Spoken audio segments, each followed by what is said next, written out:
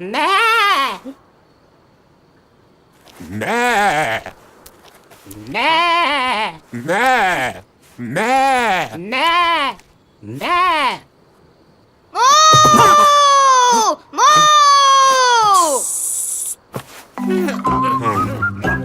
Hello everyone, my name is Shania. I'm grade 5. I'm in Clever School. Today I talk about sheep for you. I have many information.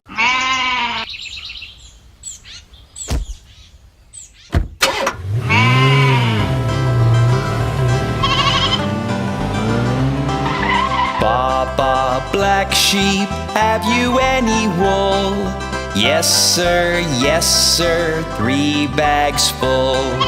1 for the master, 1 for the dame, and 1 for the little boy who lives down the lane.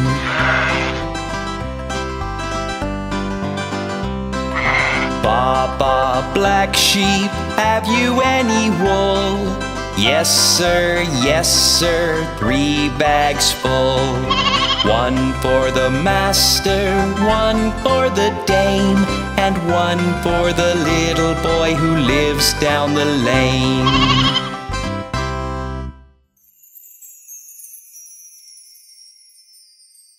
First, there are over 1 billion sheep in the world. And do you know China has the greatest number of sheep?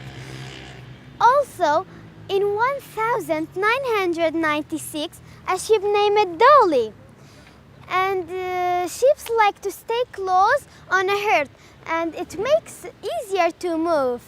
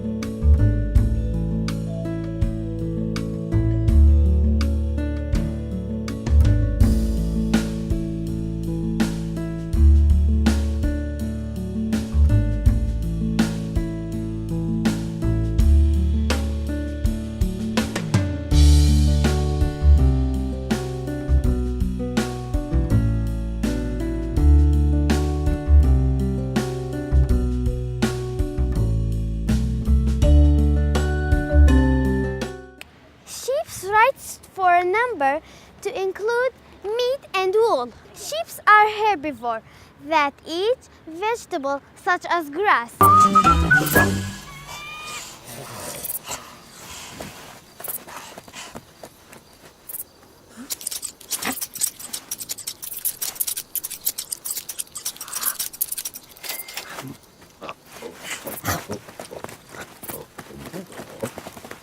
Meh. A male sheep called ram, a female sheep called ewe, a baby sheep called lamb, and a group of sheep called mob or flock. Meh. Meh. Meh. Meh. Meh. Meh. Meh. Moo! Moo!